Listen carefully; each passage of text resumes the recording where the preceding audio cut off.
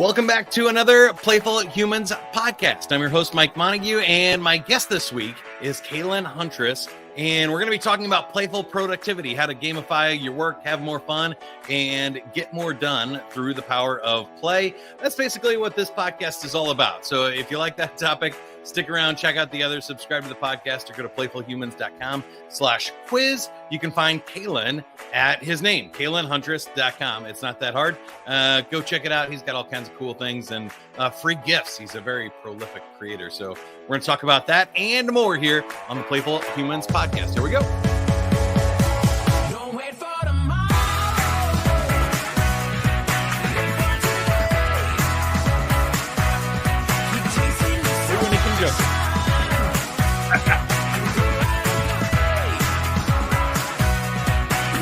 Yeah.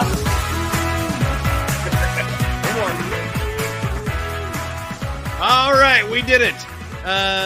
Now, Caelan, that was a nice juggle off. I think you win there, but I was surprised that I was able to do that on command without. That was great. You were able to just grab them and jump right in. Fantastic.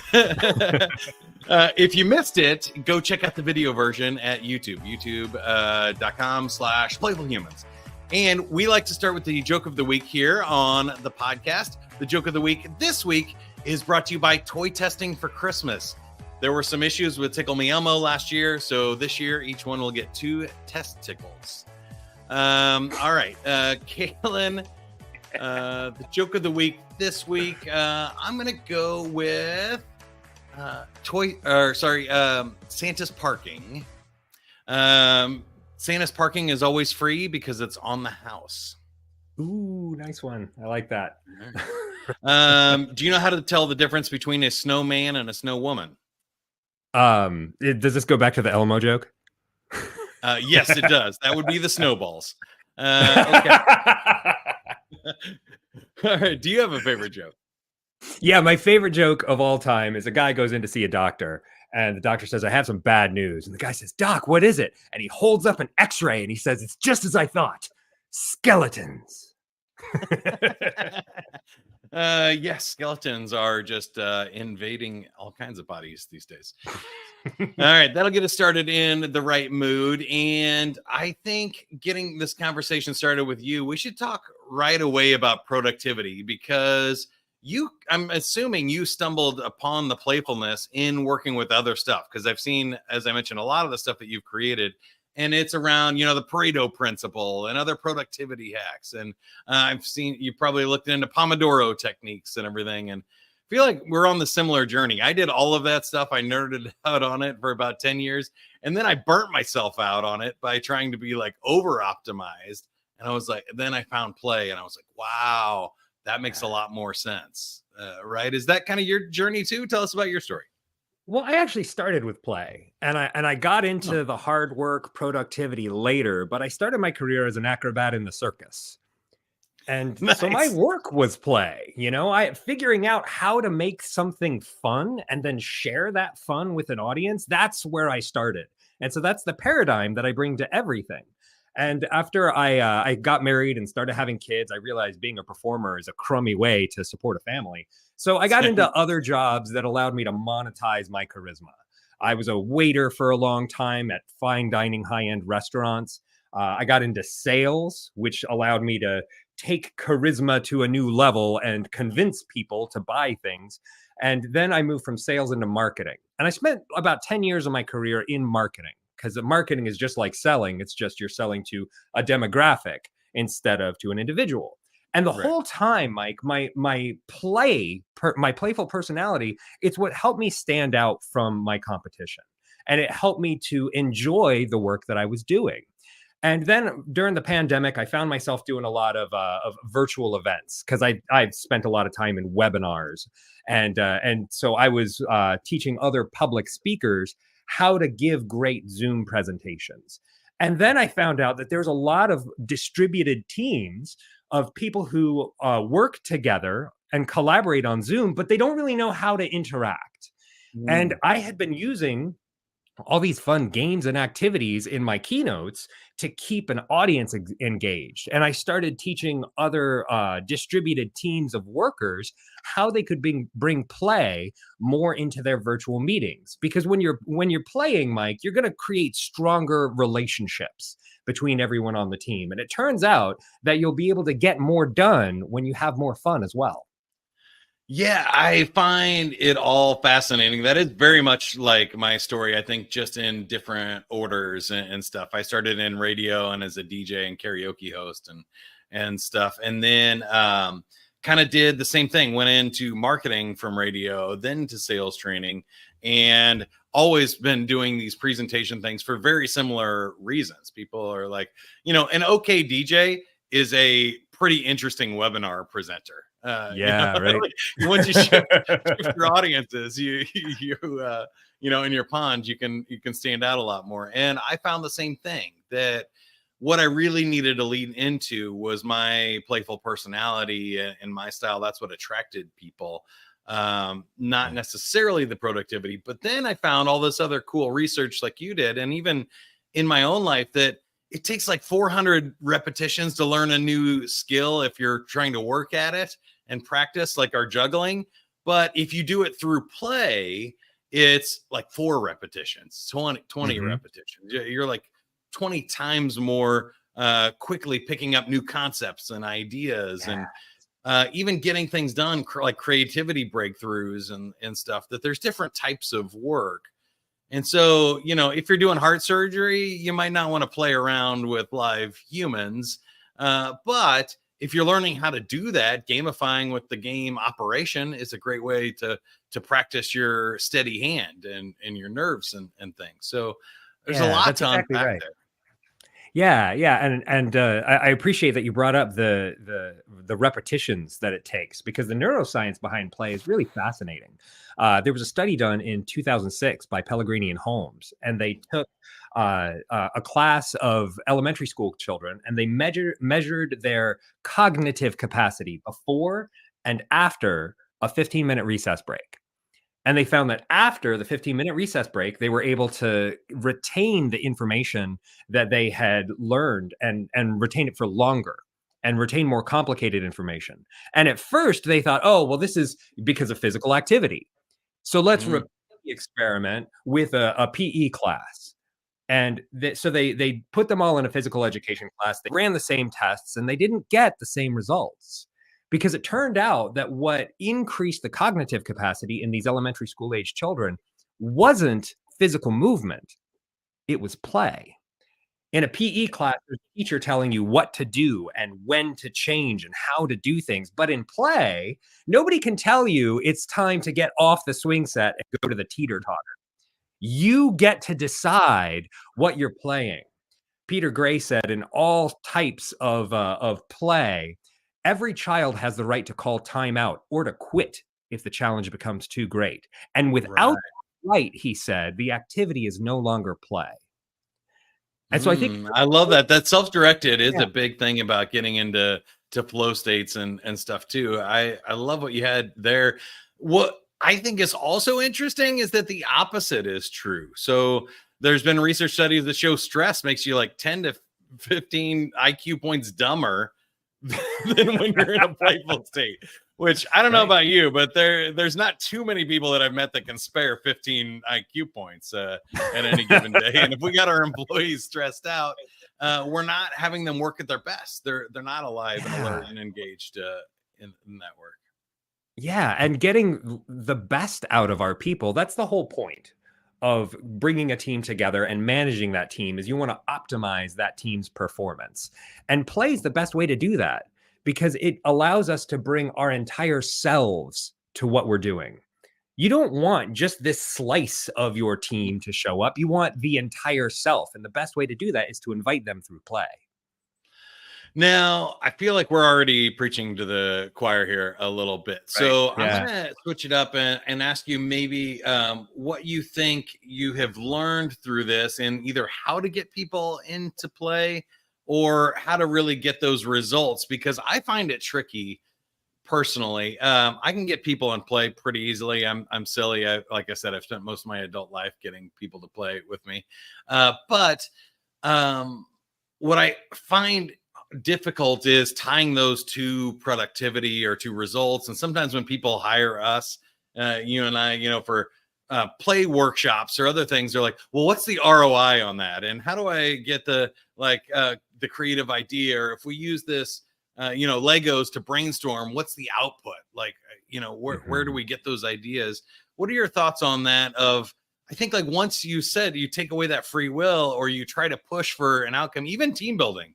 We've all been there where it's like, it's that time of the year right now where they're like, we're going to get together for some team building. And all of a sudden your wall goes up, right? A little bit because you're like, this is like forced fun, forced bonding with the team doesn't really happen that way. What are your thoughts around it? Well, I usually refer people to the work of Dr. Jason Fox. He wrote a book called The Game Changer, and it was about how to use gamification techniques in strategic planning.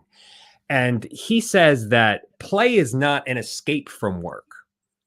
Play is the reason why people play is because they want to engage in well-designed work. He says that any game has 3 components, that it's got goals, rules, and feedback.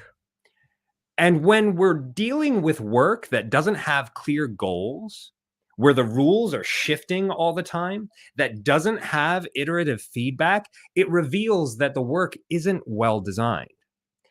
And so the games that we structure around our work, they force us to create goals and rules and feedback that enable us to do the work better because it's better defined. I like that a lot. Have you seen Mark Rober's TED Talk? Yes, he's amazing. Yeah, it's so good. And I think all the stuff he's doing with science and engineering and stuff is amazing. But if you're listening and you haven't seen that TED Talk, you can pause this and go check it out or write it down, put it next on your playlist. He talks about, even Super Mario Brothers, of how you're training people to push the right buttons at the right time through a game. If we just ask them to line up and push A, B, up, down, left, right, like that would be really boring and it'd be impossible to memorize. But when you gamify something like that, people will do it all day long. Yeah. And it's fun. And I think you triggered that in my mind of like, that's a well-designed way to get someone to do something. And I'm a big fan of design solutions for almost any problem. Yeah, great. That's a great point. And what I like so much about his TED Talk is that he talks about the importance of failure. And that failure is integral to learning and advancing. And every game, if you don't beat the game, it ends in a fail.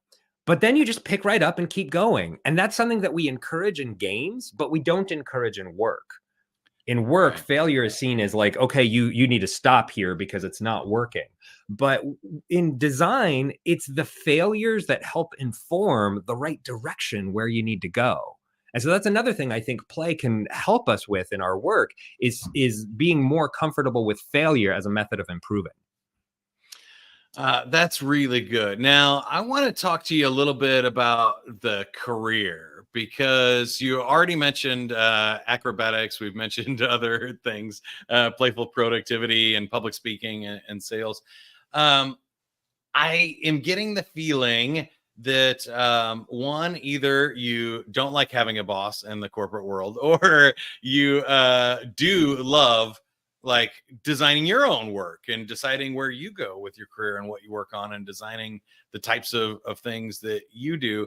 What I find fascinating, and again, I think we're similar in this way, is that you're not passive or like irresponsible in this. You're very much prolific. You're creating tools, you're writing blogs, you're making videos, you're doing things, even if they appear to be fun or if they're on unusual topics. Can you talk about the balance between being productive and sort of that say untraditional career path? Yeah. Well, in 2009, I guess, I read Tim Ferriss's book, The 4-Hour Workweek. And it opened my eyes to this idea that, you can live from anywhere and do anything if you had the right type of job. And at the time, I was wearing a tie to work every day. I worked in a cubicle. doing sales for a Fortune 100 company. And I felt really trapped. And so I started planning my escape. And so I got myself my first MacBook laptop, and I taught myself how to make websites. And by 2010, I had left the United States with my young family and started living as a digital nomad. And we moved 11 times in 11 years, and I've lived in multiple countries throughout the world, running my own business. I started as a web designer, and then I got into email marketing and marketing automation, and that's my digital marketing agency, Stellar Platforms. That's the work that kind of supports the family. And what I found in that kind of work was it allowed me to pursue the things that I found the most enjoyable. I'd make websites or write content that connected with an audience, because that's what I know how to do. I'm a performer. Like connecting with an audience, that's my sweet spot. And using digital tools to do it, it uses this overlap that Scott Adams talks about. He's the author of the Dilbert comic strip. And he told this great story to Tim Ferriss in his book, Tools of Titans. He documents this. Scott Adams says, I'm a good at drawing, but nobody would call me an artist. And I mean, you've seen the Dilbert comics. They're good, but they're not art as you would call art. And he says, I'm funny, but I'm no funnier than the average stand-up comic who never makes it big. But there are very few people, he says, who can both draw well and tell jokes. And he said, you don't need to be in the top 1% of anything if you can find an overlap of two things that you're pretty good at. And that's where I think play really helps, is it helps you discover what's something that I'm good at. I'm in the top 25% of the world. I don't need to be the ultra elite level, but I can do this better than most people. If you find 2 or 3 of those things to overlap, then you can find much more success in your career because there's few people who have that overlap. I absolutely agree with that one. And that's been my experience. I learned pretty young. It was like a freshman in high school. I wasn't necessarily the smartest person in the class. There were people that could get straight A's, and I just didn't want to work that hard. But I was a good test taker and stuff. And I got into this math and science nerd camp here in Kansas City. And I also had played sports year round, and I wasn't the best athlete, but I lettered in 4 different varsity sports in high school and stuff. So soccer, basketball, track, and cross country. And what I found was I could be the smartest person on the basketball team, or I could be the most athletic person at nerd camp. Right. Yeah. And so there in the nerd camp, out of like 50 students, there was one other that played any sport, and he was a soccer player and also the son of one of the teachers in the program. So I'm pretty sure my scores were higher than his. I'll just leave it at that. But I've learned that in my career now, that I spent, a long time as an entertainer. I spent a long time as a web designer too. And my dad was a sales trainer. And so when you combine those 3 things, Sandler needed somebody to make online courses, and I could appear as the talent in the course. I could write the course and build an online platform for it. And I knew the Sandler concepts because my dad had me listening to these cassette tapes in the car over and over again when I was a kid.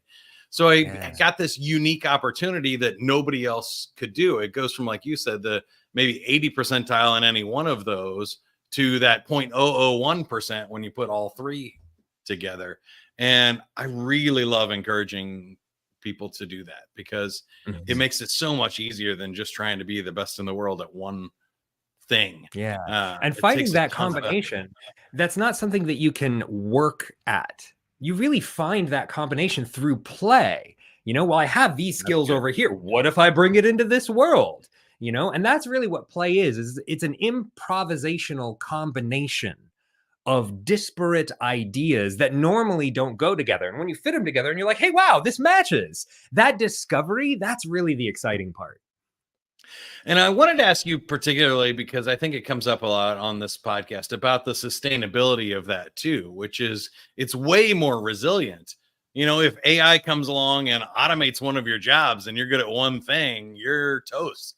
You got to start over. If you have 3, 5, 7 things that you're good at, if one of those, and I've always felt that in my career, if the performing was taken off, great, I could lean into that. If it didn't, I could lean on web design or other tools. And I just kind of looked at them as like levers that I could pull back and forth depending on what the income or the opportunities were at any given time. Have you found that in your career too, as you've bounced from I guess we should say like more of like job to job, or not necessarily like career or anything? You can still follow and make a career out of a bunch of different jobs, in my opinion. Yeah. Play develops resiliency better than anything else because it teaches you how to lose and it teaches you how to play another round. If you fall into the pit, you tell Super Mario, you got to do something different here. You got to jump in a different way. And when you practice learning from failure, that's really what games do, is they help us learn from failure so that if something goes wrong in your career, you can apply your playful mindset to it and say, okay, well, let's do another round. I'm going to take my extra life and I'm going to try again, but I'm going to do it differently. And that experimentation, it helps you improve. What's the most fun for you right now in your career? Most fun right now is trading crypto. Really? I've been in the Web3 space for about 6 years. I got into crypto in like 2017. I missed the boat in 2012. I was living in Costa Rica and somebody told me, you need to get into this Bitcoin thing. And I said, that sounds stupid. And she said, no, I'm putting my life savings in it. I've got like 10 grand and I'm going to buy Bitcoin. I was like, good luck. Didn't think about it again until 2017. I found her on Facebook and she's living her best life as a millionaire in an RV touring around the States. And I was like, what is this Bitcoin thing? And so I started buying a few and I've been playing at it for, like as a hobby. And it's only this year that I've started taking it really seriously as a part of my career. And now I'm making videos on token trading and how to trade crypto for a profit, because I find this to be the most exciting space in the internet right now. Yeah, I think that's one of them. AI is the other one for me. And I made 2 investments in the last year too. In that, one is after the sort of crypto crash. And the other thing, I thought now is the time to jump in. After it falls, you're like, okay, now it's going to build back healthy and right. And we're going to see another bounce back. And I think that one's up 50% for me. The other one was when I saw Open AI and found out that Microsoft was the primary investor in that. I was like, this is a game changer. It's not going back, and it's not going to be a bubble anytime soon, because there's just so many applications to this. It's going to change the way we work. Your thoughts on the applications of AI to play, whether it's play in the corporate world or play more generally. How do you see AI developing the play in the world? I was going to ask you this similar question. For me, there's 2 things. I love it because it helps me write. It helps me brainstorm. You can create your own game at any moment in time. So I can ask AI, or I can just ask Alexa or Google and say, hey, tell me a joke. Or I used AI to help me write a joke about why AI are like, why salespeople are like weather forecasters. And I had AI give me a lot of suggestions for like a top 10 list. The funniest one I got out of it was any forecast more than 7 days out is completely inaccurate from salespeople and from weather forecasters. And it's great. It's like, okay, I got a little writing buddy over here if I want catchy titles for my podcast. And it helps me, you can upload the video and it helps me like process and create clips out of it. And so it'll tell me exactly where that joke of the week bit started and ended. And now I can just clip to that. I don't have to watch the whole thing and edit it all myself. And so I really love, you need a funny team name for a game show. Just ask Google Bard or ask ChatGPT, and you can get as many answers as you want. You can say, give me 200 answers for funny team names for a walking contest. So we did one of those back in June. We were the Christopher Walkens. So Caelan, this AI can be really funny. And I think like all of those, to me, it's just a new tool to use. And like I'm a creator, so I can instantly create stuff faster and easier. And it's not that it's replacing my ideas and the magic of being human. it's like I can take those ideas and turn them into a book in an afternoon. That's crazy. Yeah, it's amazing how you? fast it lets us create ideas. I was going to ask you about tech, because you're a really tech savvy person too. So I was wondering how you feel about, phone and apps and optimization and other productivity tools and hacks too, because we both love it, using tech in our presentations. You mentioned you do, game wheels and different game mechanics of flip charts or cards and other stuff. So I think it can be a tool for good, but it also can be a huge distraction and a weapon of evil and sucking humanity out of things. It can, like when it's bad, play can be embarrassing when it's introduced. And so I think it does take a delicate, sensitive hand to introduce it. And I think I was actually going the other way. I was saying technology sucks the humanity out of things. And so I think if you're not careful, like just even measuring your steps, I had to get rid of my Fitbit and stuff. It's like, this is not helping me be more healthy. It's reminding me that I can't go outside and step when I'm stuck in a Zoom call. And so it's actually making me more depressed than having more tools to monitor isn't necessarily more fun, especially if, you're just being reminded that you're not meeting your goal again today.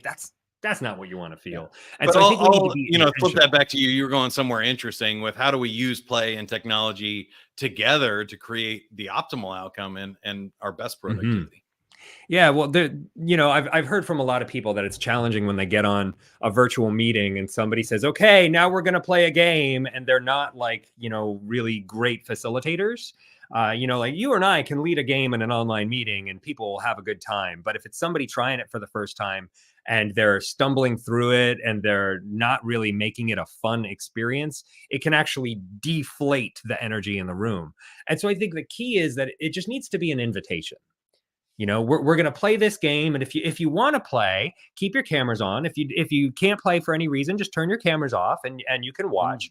And that makes it a voluntary invitation. It goes back to what Peter Gray said about how you need to have the autonomous right to play or to withdraw, because without that right, it's no longer play.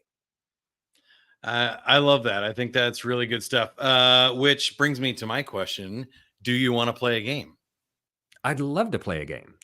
Do you want to build a snowman? That would be a little tough where you are and I am. So we'll play a game. All right. We asked 100 people to name a movie starring Seth Rogen. What do you think was the top answer? Superbad. Superbad's number 3, knocked up to number 1. Pineapple Express, Long Shot, and Neighbors on the top list. Name a movie set in England.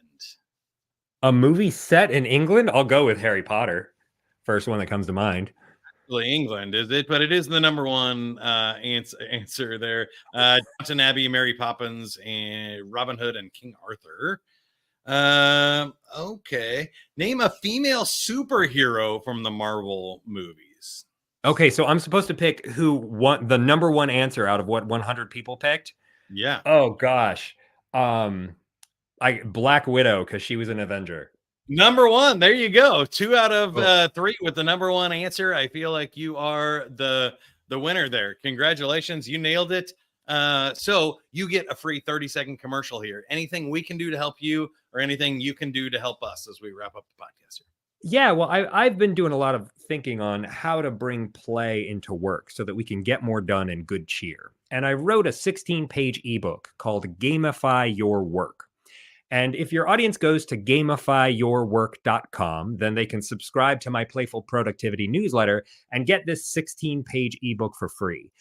This ebook is full of scientific references on the power of play, and it also lists a number of games that people can use to gamify their work so that they can have more fun at what they're doing and get more done.